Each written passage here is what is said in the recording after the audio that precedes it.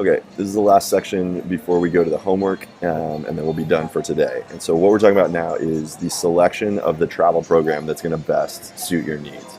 And the answer here may be that the answer is none. It may be that no travel program, just do it on your own. And this is what we'll talk through now.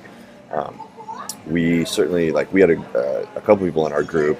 One girl that comes to mind, this girl Jacqueline, had done Hackers Paradise before, and then doing remote year after that just was too restricted. Like, she was already kind of a pro at it and wanted to be on her own and do her own thing, wanted the independence of solo travel.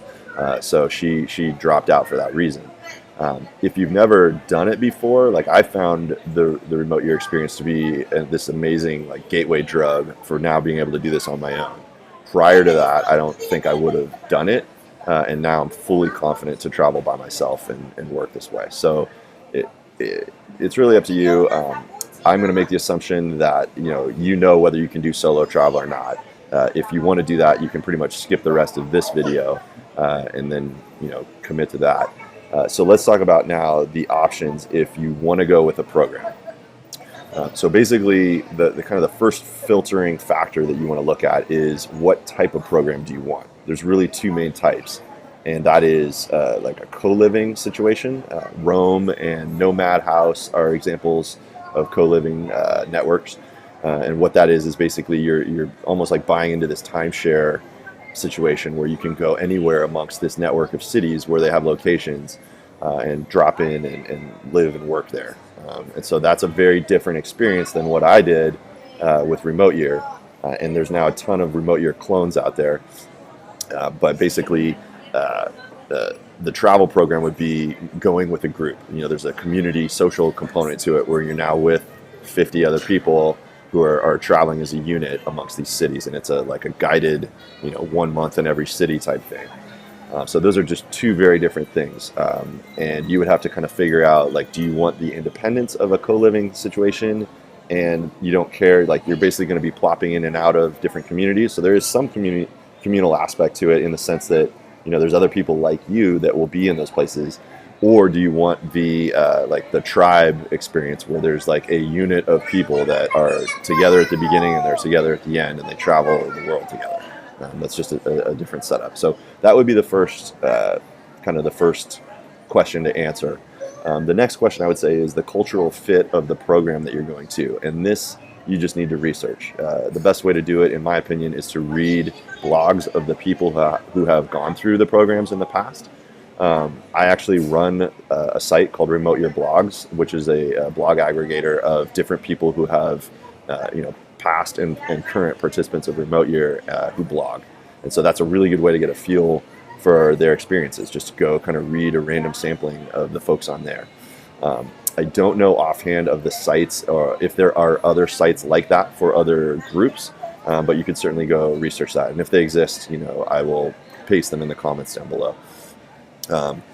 Other than that, reading reviews out there, just see what's been written about the programs. Obviously, it's better to get outside, primary source material from other people than it is to just hear the company spiel, because obviously they're going to present themselves in the best light. But see, culture-wise, is it a fit for what you want?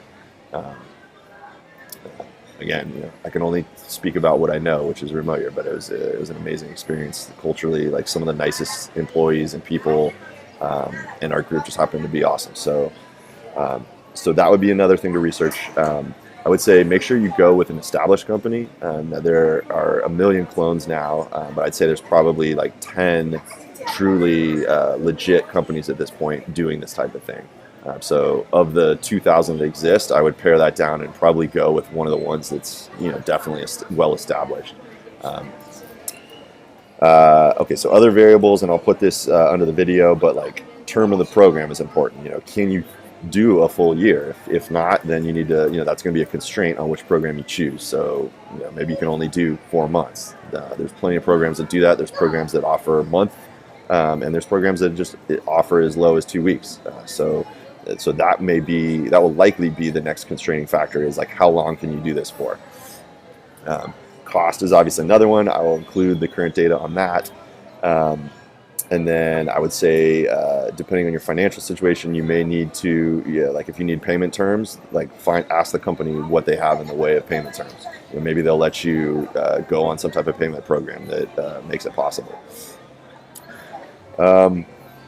Okay. Other things that I'll just bring up right now is talking to, not just reading blogs of people who have done this, but actually reach out. Like, you'd be surprised how willing folks are to share their experiences. I get contacted all the time through, like, I did a bunch of YouTube videos, one video in every city that we went to, where I'd walk from my apartment to the workspace and just kind of talk about what had happened that month. And I've gotten so many people reach out through that and ask me, questions about the experience. I'm happy to answer questions. Obviously I made this course as a way to kind of as a blanket way to address all this stuff in one place rather than having a lot of one-off conversations. I'm still happy to answer conversations in the forums.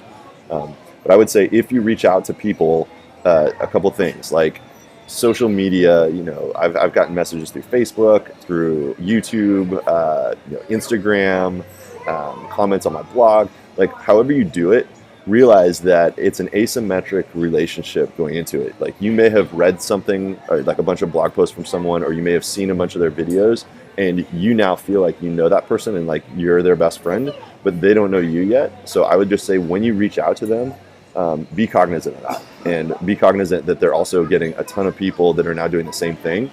So just keep it short and sweet, be super gracious and just ask politely. Be like, hey, look, I read your posts on XYZ and, I'm so fascinated and thank you so much for sharing.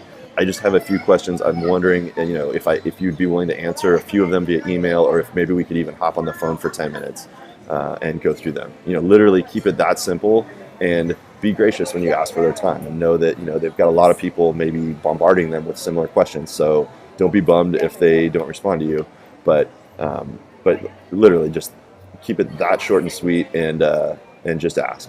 Don't the thing that is not going to work, and the thing that I get all the time, and I'll just black hole these, I won't even respond, is when people feel like you owe them something. Hey, I saw your video and I need you to tell me blah, blah, blah, blah, blah. And here's this list of 40 things. Dude, no. So be respectful of people's times, be gracious, and earn the right basically to have a conversation with them. Other things to consider on the travel selection, I would say know the opt-out policy of the program that you go with. And if they don't have this displayed publicly, then make this one of the questions that you ask when you talk to them. Remote years policy is, at least currently, when we did it, is you pay your deposit and then you pay monthly. And if you decide that you wanted to opt out, you just have to give them 30 days notice, and you can opt out of the upcoming month. But you still pay half price. And in remote year situation, at least when we did it, it was $2,000 a month. So you pay $1,000 to basically reserve your slot for that month that you're not traveling with them. If you quit outright, and we had a girl do this, Hope, if you quit the program, then you want to come back later, they're going to charge you that deposit again. So you really, if you quit, be sure that you're quitting. This girl, Hope, in our group quit due to a relationship situation, and then 3 months later ended up coming back and had to pay another $5,000 deposit in that scenario. So know what the policy is in terms of opt-outs and coming back and all that. That's definitely something you want to ask about up front.